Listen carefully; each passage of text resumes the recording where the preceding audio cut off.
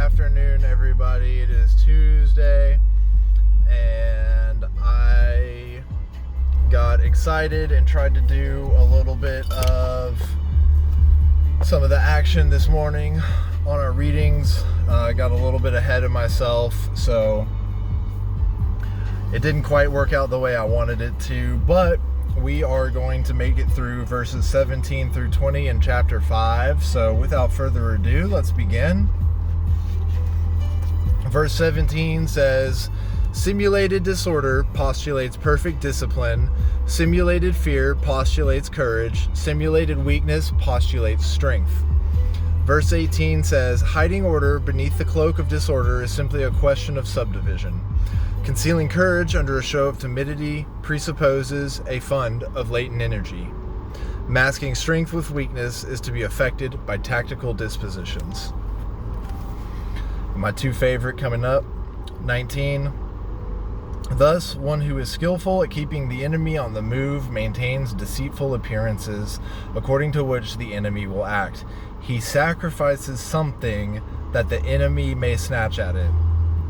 The fact that he sacrifices something is important. Verse 20, by holding out bait, he keeps him on the march. Then, with a body of picked men, he lies in wait for him.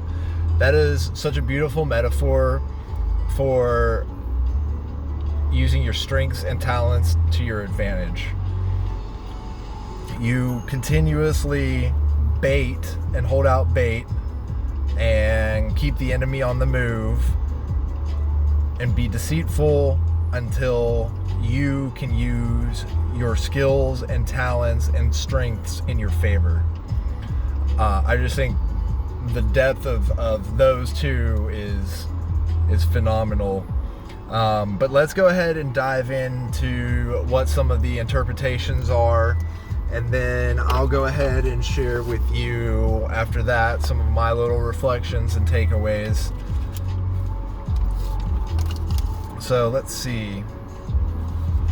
Master Sun, order and disorder are a matter of organization. Courage and cowardice are a matter of momentum. Strength and weakness are a matter of formation. Wang Chi says, order and disorder are changes in organization. Organization means methodical regulation. Courage and cowardice are changes in momentum or force. Strength and weakness, changes in formation. Li Kuan says, when an army has the force of momentum, even the timid become brave. When it loses the force of momentum, even the brave become timid. Nothing is fixed in the laws of warfare. They develop based on momentum. So I think what Li Kuan is saying here really does extrapolate on some of the last ones about, there is nothing fixed in the laws of warfare. There's unorthodox and orthodox. And you have to use a combination of both, and it's going to happen based on the momentum of the battle. And then I think even further, you can read into it as far as when an army has the force of momentum, even the timid become brave, and when it loses the force of momentum, the brave become timid. And this could very well play into, the serotonin levels, the studies on lobsters, and little old Jordan Peterson and the lobsters and all of that. But they studied the lobsters, and when a lobster gets in a fight with another lobster, and the one who wins continuously climbs, but the one who loses keeps losing. So you have that, but then the deeper thing that I think a lot of people try to get at, but they can't quite bring words to, is the positive and negative feedback loops. And that's the best way that I was able to describe it when I started journaling years and years and years ago, is positive feedback loops. Positive self-talk leads to positive outcomes, leads to positive things happening in your life. Negative feedback loops attract the same. Like attracts like when it comes to that sort of thing. And when you live and act accordingly to positive feedback loops, everything else tends to follow. The negative people leave your life, the positive remain, new positive ones come in. And so The same goes for whether you're building a business, whether you're starting a new hobby, whether you're trying to better yourself, starting a new lifestyle change, such as exercising more, eating better, and those sorts of things. I think that that is a good tenet to remember, that, you know, with momentum, timid become brave. When you lose momentum, brave become timid, and it can go both ways. So Chin Hao says, the brave act quickly while the timid drag their feet. When opponents see you are not moving ahead, they will assume you are timid and will take you lightly. Then you can take advantage of their laxity to use the force of momentum to attack them. So Chin Hao reads a little bit into it differently, in the sense of feigning strength, feigning weakness when in fact you are strong, and then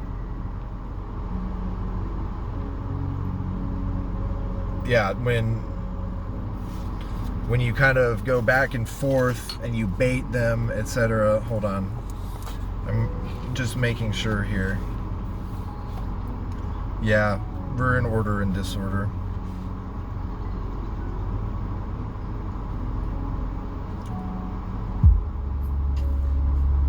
Simulated disorder postulates perfect discipline. Simulated fear postulates courage. Simulated weakness postulates strength. And so Chin Hao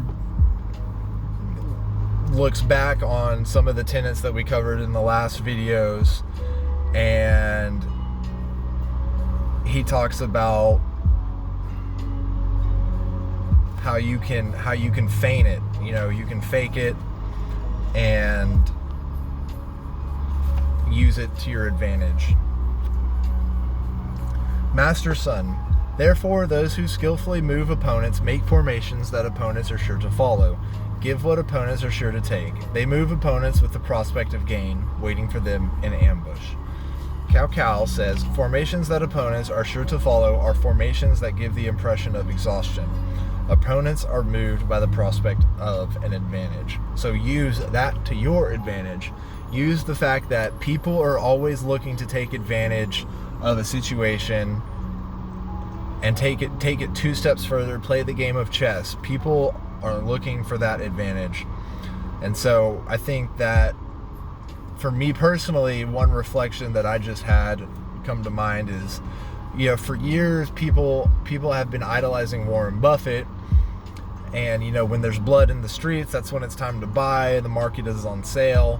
Well, this has kind of become a main tenet, and so opponents are moved by the prospect of an advantage. Well, not necessarily that the opponents are your fellow investors or other individual investors, but maybe the fact that they are like the big corporations, Vanguard and BlackRock and all of those guys. And so just make sure that when you are setting up your attack,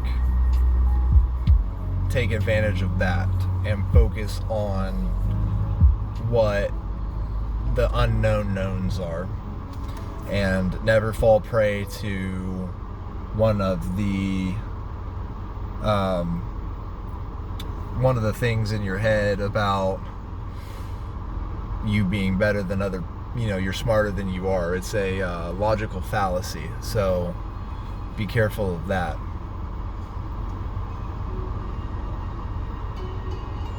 Alright, Dumu says, it does not only mean giving the impression of exhaustion and weakness. When you are stronger than your opponent, then you appear worn out to induce the opponent to come to you. When you are weaker than your opponent, then you appear strong to impel the opponent to go away. Thus, the movements of opponents all follow your direction. When you move opponents with the prospect of an advantage, since opponents are following you, you wait for them in ambush with well-prepared forces.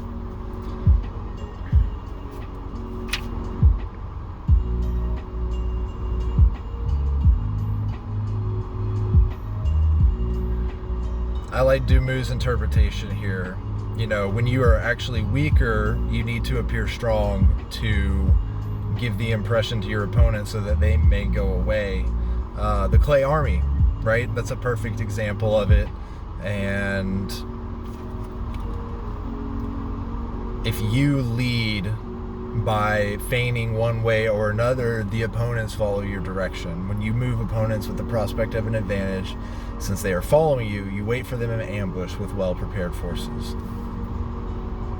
Whether you get opponents to follow you or get them to take something, be sure to have crack troops ready for them first.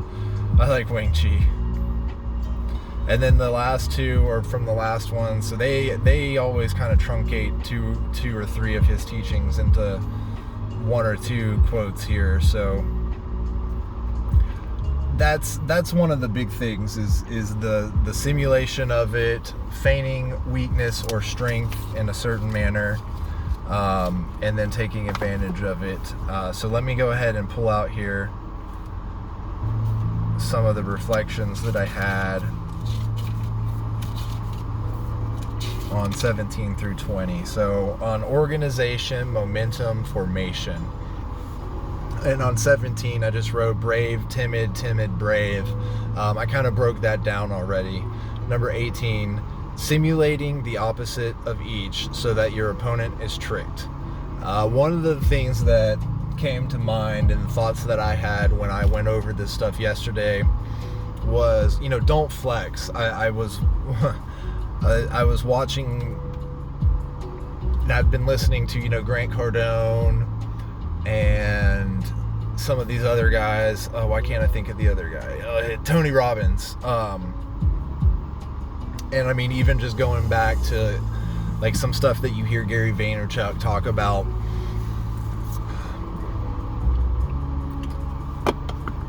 And there's this lifestyle that's being sold of, Gucci and hot cars and this and that, and it's like, don't flex. And we live in a world where anyone can rent a Maserati and pose with it on Instagram. I actually remember a guy doing this on my Facebook feed and all of that, and I think he was like a realtor or an insurance agent or something, and he was just trying to basically flex, saying that, like, oh, I'm such a successful realtor, like, look, I've got a private jet that I'm posing in front of, and here's this like nice fancy car that I'm driving around, so obviously you should choose me as your realtor. I mean, that's the message that it sends, and I mean, that's gonna trick a lot of vapid people, but true wealth doesn't come from riches. True wealth comes from a mindset, and we've talked about that in mindset and things like that, and mindset matters. In fact, I'm gonna write that in right now. Unfortunately, all I have is this pencil, but mindset matters. So I like that. That's one takeaway that I just got from doing this. So hopefully y'all take some more stuff away than just that. And always, drop in the comments below something that you took away from this video. Verse 19, sacrifice can lead to gain. And I wrote, and this is great because I was just listening to Ray Dalio on a podcast.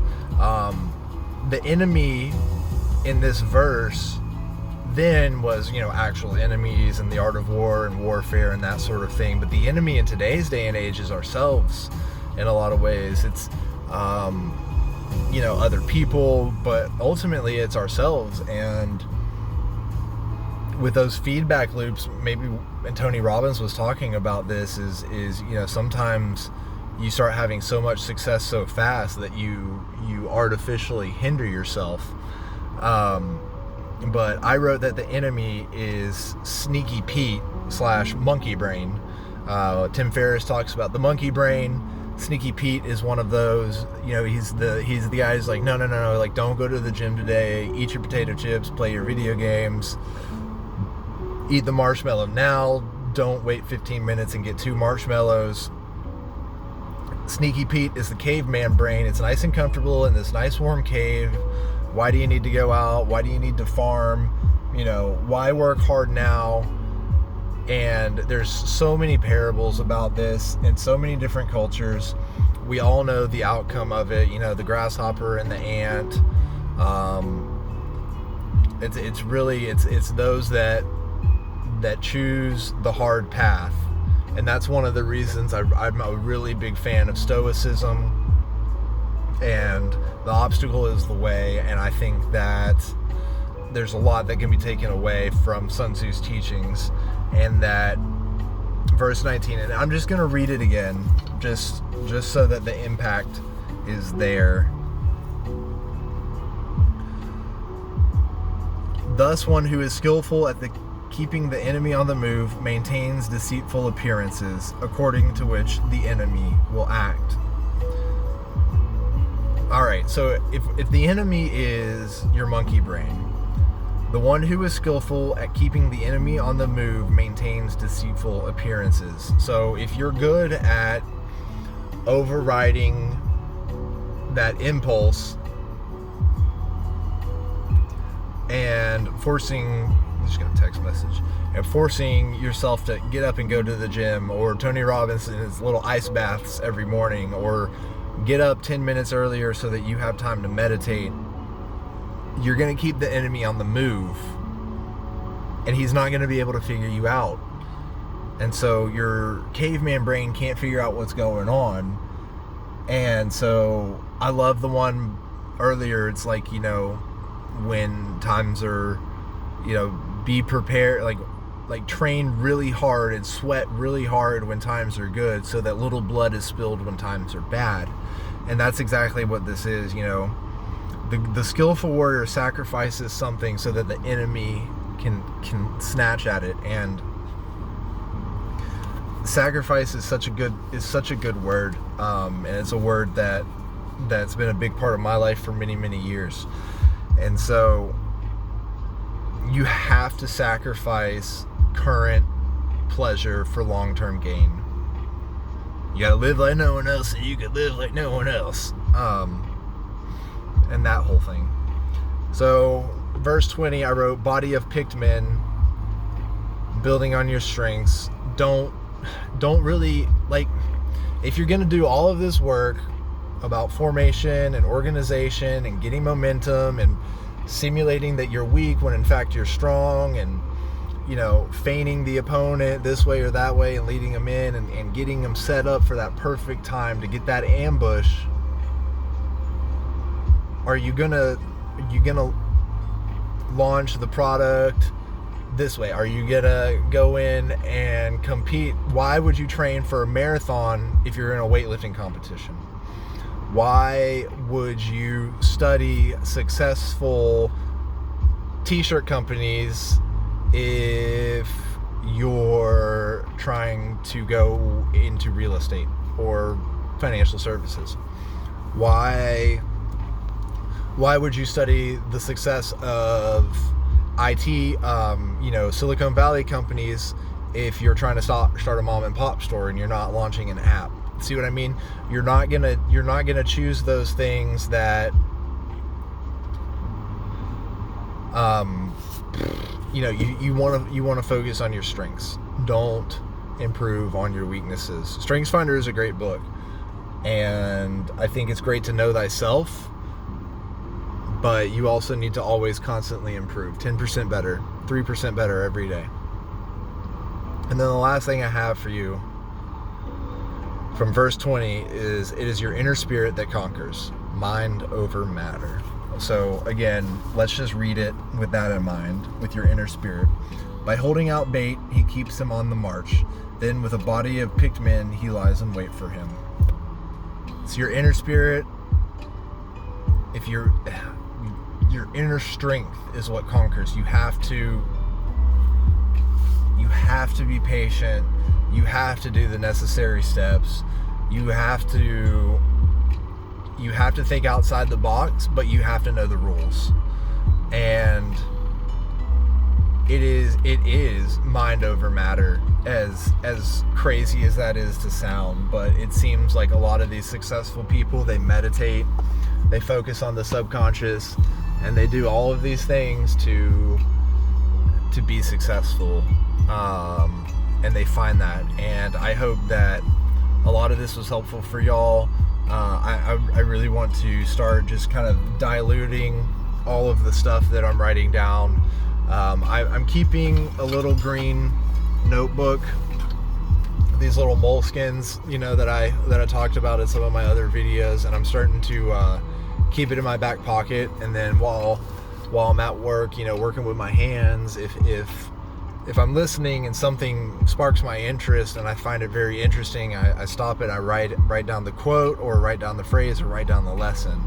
And if y'all leave some feedback and would like to hear those, and hear kind of like a very diluted version of some 1 hour to 2 hour long podcasts with very successful people, let me know in the comments below. But please subscribe to this channel, give it a thumbs up, help out the algorithm, share this video with your friends, especially your friends who talk about the art of war and that sort of thing. So until next time, friends, we're going to be wrapping up the last of chapter 5 on the next one, and then moving on to the chapter 6. So thank you all for tuning in, and we'll see you on the next one. Bye.